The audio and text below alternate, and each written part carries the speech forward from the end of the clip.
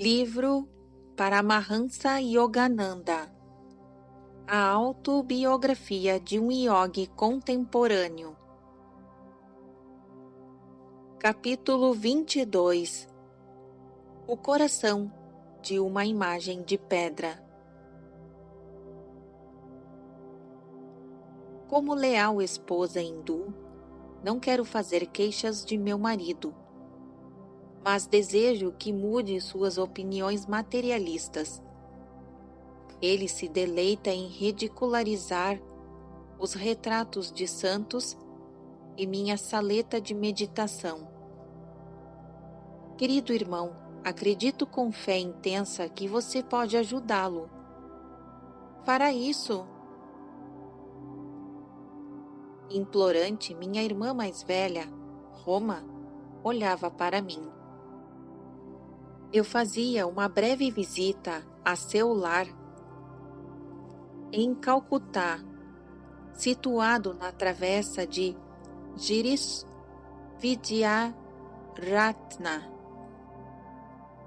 Sua súplica me comoveu porque, em minha infância, Roma exercera profunda influência sobre mim e amorosamente tentara preencher o vazio deixado no círculo familiar com a morte de mamãe.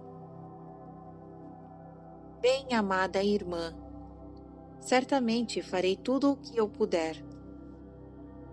Sorri ansioso para afastar a tristeza visível em sua face, em contraste com a sua expressão habitual, calma e alegre. Roma e eu nos sentamos por alguns momentos em prece silenciosa em busca de orientação. Há um ano atrás, minha irmã havia pedido que a iniciasse em Kriya Yoga, na qual estava fazendo progressos notáveis. Uma inspiração se apoderou de mim. Amanhã, eu disse, eu vou ao templo de Kali em Dakshineshwar. Por favor, venha comigo e convença o seu esposo a nos acompanhar. Sinto que nas vibrações daquele santo lugar, a Divina Mãe lhe tocará o coração. Mas não lhe diga por que motivo queremos que ele vá conosco. Minha irmã concordou, cheia de esperança. Muito cedo na manhã seguinte, tive a satisfação de encontrar Roma e seu marido prontos para a viagem. Enquanto nossa carruagem rangia ao longo do caminho circular que levava a Dakshineshwar, meu cunhado, Satish Chandra Bose, divertia-se escarnecendo do valor dos gurus. Notei que Roma chorava silenciosamente. Coragem, irmã, murmurei. Não dê a seu marido a satisfação de acreditar que levamos a sério as suas zombarias. Mukunda, como pode admirar impostores desprezíveis? Dizia Satish. A própria aparência de um sadhu é repugnante.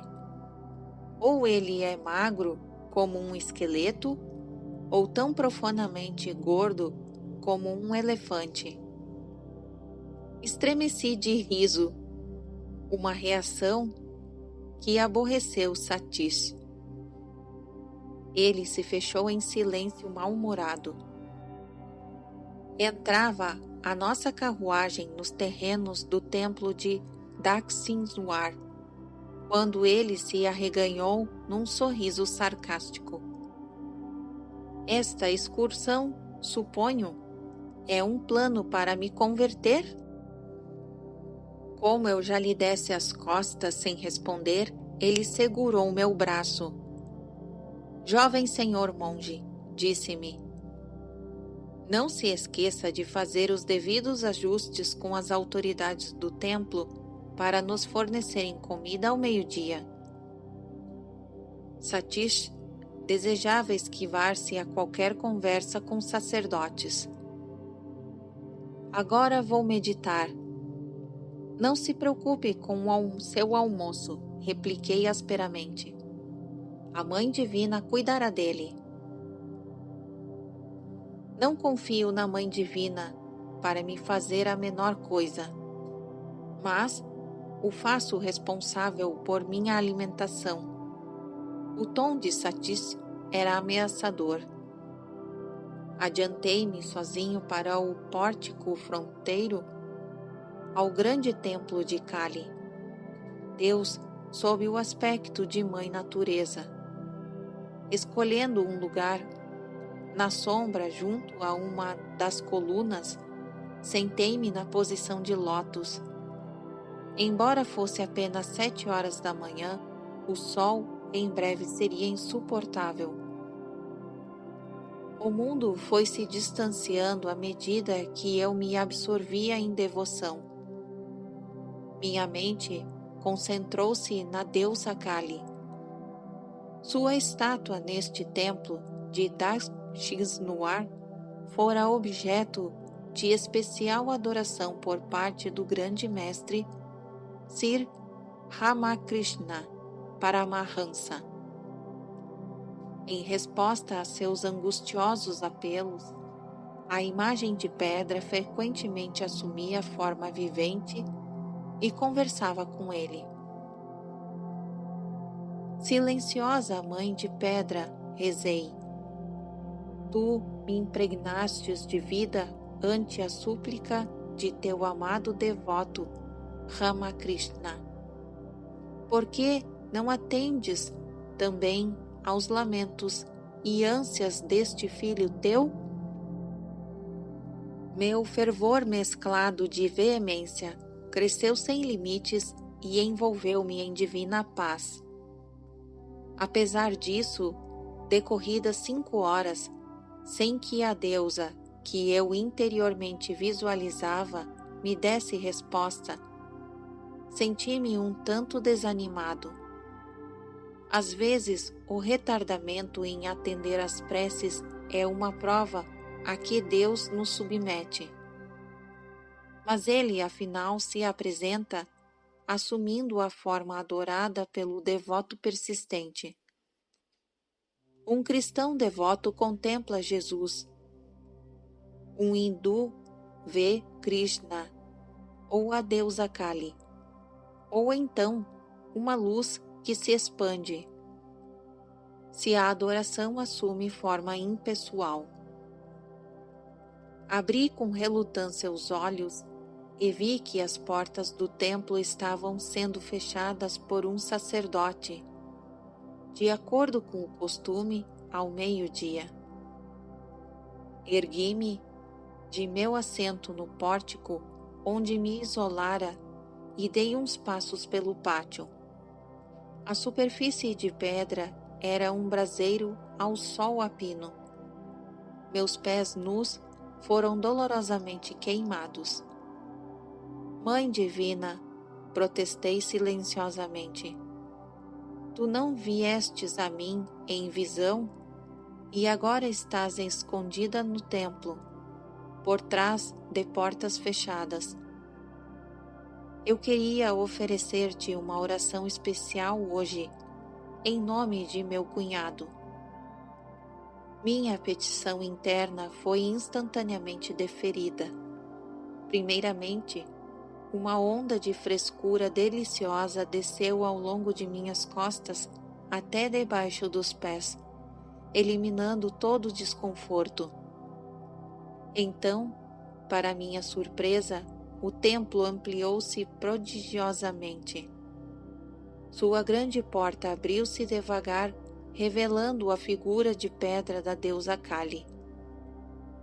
Pouco a pouco, a estátua transformou-se numa forma palpitante, acenando-me sorridente em saudação, envolvendo-me emocionado em júbilo indescritível. A respiração foi retirada de meus pulmões como se extraída por uma seringa mística. Meu corpo tornou-se muito quieto, embora não inerte. Em êxtase, minha consciência se expandiu. Eu podia ver claramente até a uma distância de vários quilômetros para além do rio Ganges, à minha esquerda, e distinguia por trás do templo os arredores completos de Dakshwaniwar. As paredes de todos os edifícios bruxuleavam, transparentes através dele, em áreas distantes, e observei pessoas indo e vindo. Embora eu não respirasse, o meu corpo se mantivesse em estado de estranha quietude, podia mover as mãos e pés livremente. Durante vários minutos experimentei fechar e abrir os olhos. Em qualquer caso, via distintamente o panorama inteiro de Dakshwaniwar. A visão espiritual penetra, como um raio-x, em toda a matéria.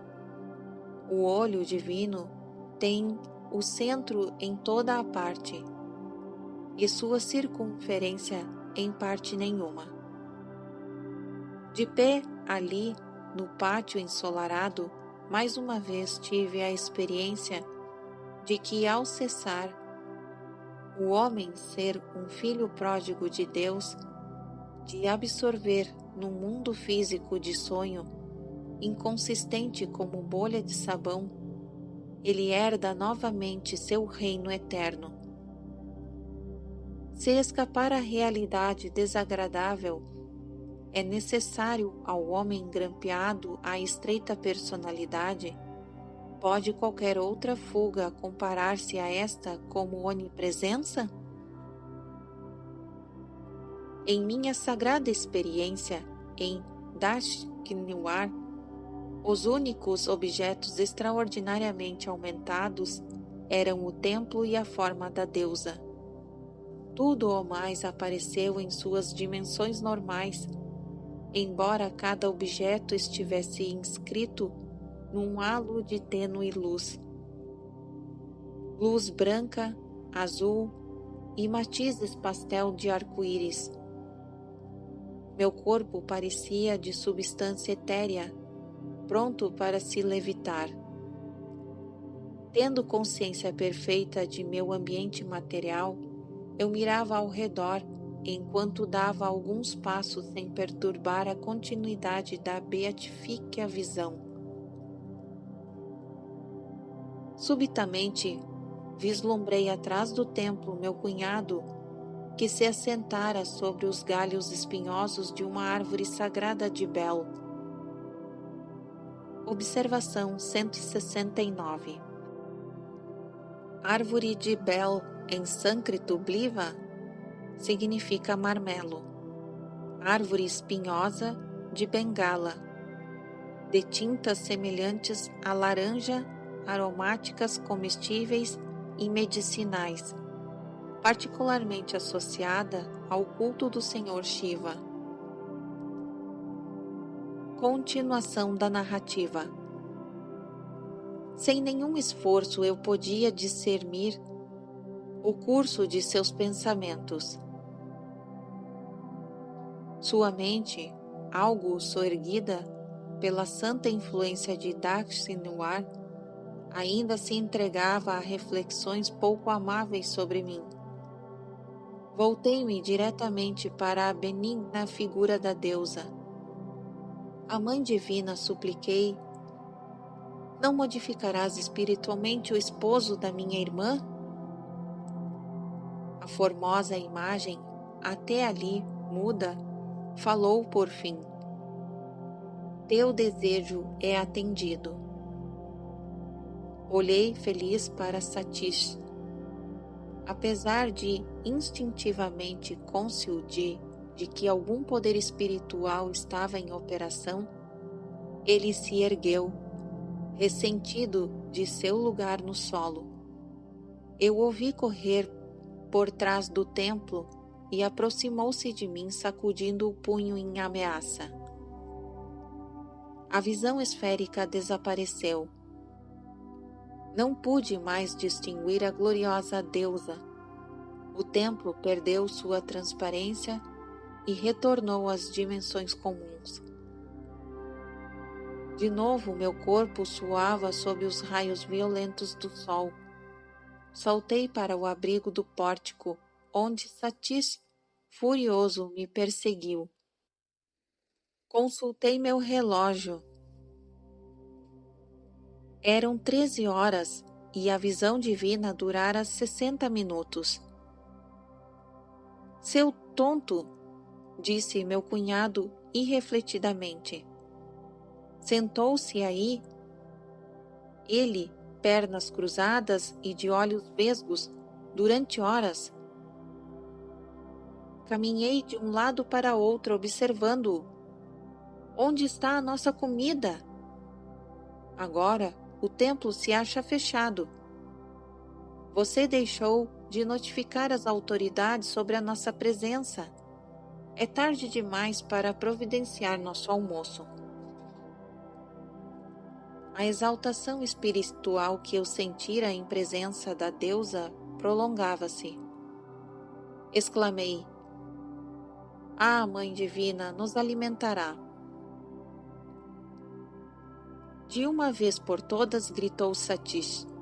Gostaria de ver a sua Mãe Divina nos dar comida neste lugar, sem acordo prévio. Mal acabou de pronunciar estas palavras e um sacerdote do templo atravessou o pátio para reunir-se a nós. Filho, disse-me ele, estive observando o seu rosto serenamente abrasado durante horas de meditação. Vi a chegada de seu grupo pela manhã e senti o desejo de separar bastante comida para seu almoço.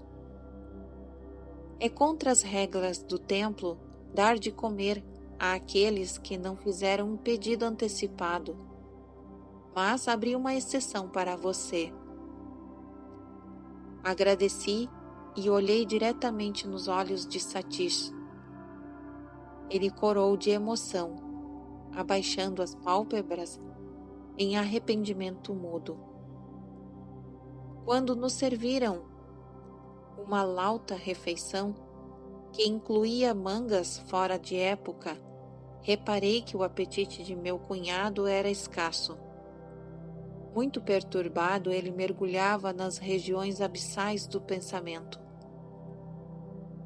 Na viagem de volta a Calcutá, Satish, com expressão suavizada, às vezes me dirigia um olhar súplice. A partir do momento em que o sacerdote surgiu e nos convidou para o almoço como se fosse uma resposta de seu desafio, Satish não disse uma só palavra. Na tarde seguinte, visitei minha irmã em sua residência. Ela me saudou muito afetuosamente. Querido irmão, exclamou, que milagre! Na noite de ontem, meu esposo chorou abertamente diante de mim. Bem-amada Ave. Observação 170. Ave, deusa, literalmente, a que brilha, da raiz do verbo sânscrito, divino brilhar. Fim da observação. Continuação da narrativa. Sinto-me inarravelmente feliz porque o plano reformador de seu irmão resultou a minha conversão. Vou desfazer todo o mal que fiz a você. A partir desta noite, usaremos nosso grande dormitório unicamente como lugar de adoração. Sua saleta de meditação será nosso quarto de dormir. Lamento sinceramente ter ridicularizado seu irmão. Pela maneira como eu vinha agindo, castigar-me-ei não falando com Mukunda até haver progredido no caminho espiritual. Doravante buscarei com profundo fervor a Mãe Divina. Algum dia, sem dúvida, hei de encontrá-la. Anos mais tarde, em 1936, visitei Satish em Delhi. Regozijei-me sobremaneira ao perceber que se desenvolvera muito em realização de Deus e fora abençoado por uma visão da Mãe Divina. Durante minha permanência em sua casa, Satish passava secretamente a maior parte de cada noite em profunda meditação, embora sofresse de grave moléstia e trabalhasse durante o dia em seu escritório. Veio-me o pensamento de que a vida de meu cunhado não seria longa. Roma deve ter lido meu pensamento. Querido irmão, disse ela, estou com saúde e meu marido está doente. Contudo, desejo que você saiba, como dedicada esposa hindu, serei a primeira a morrer. Não tarda muito e partirei. Observação 171. Uma esposa indiana acredita ser indício de desenvolvimento espiritual se morrer antes de seu marido, como prova dos leais serviços a eles prestados, ou seja, morrer em batalha dentro da armadura, morrer servindo. Surpreendido por estas palavras de mau agouro, sentia, entretanto, seu ferrão de verdade.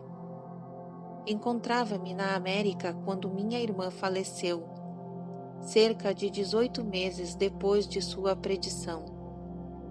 Meu irmão mais jovem, Bisru, deu-me posteriormente os detalhes.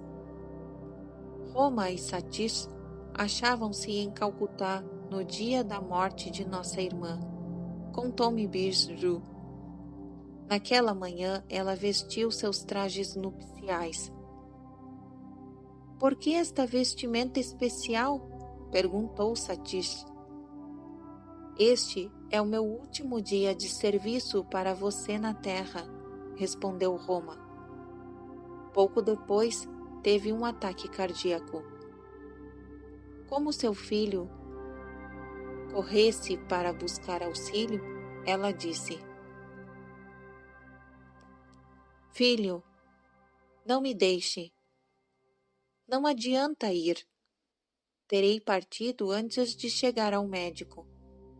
10 minutos mais tarde, segurando os pés de seu esposo em reverência, Roma abandonou conscientemente o corpo, feliz e sem sofrimento. Satish tornou-se muito retraído depois da morte de sua esposa, continuou Bisru. Um dia, ele e eu olhávamos uma fotografia sorridente de Roma. Por que sorri? Satish exclamou, repentinamente, como se sua esposa estivesse presente. Pensa que foi esperta ao arranjar tudo para ir antes? Provarei que você não pode permanecer muito tempo longe de mim. Em breve, me reunirei a você. Naquela época, apesar de Satish ter se restabelecido inteiramente de sua enfermidade e estar em gozo de excelente saúde, morreu sem causa aparente pouco depois de seu estranho comentário diante da fotografia.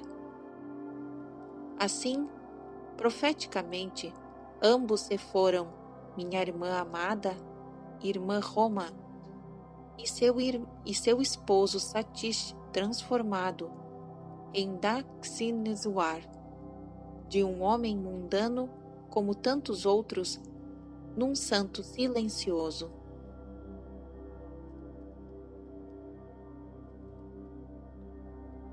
Fim do capítulo 22.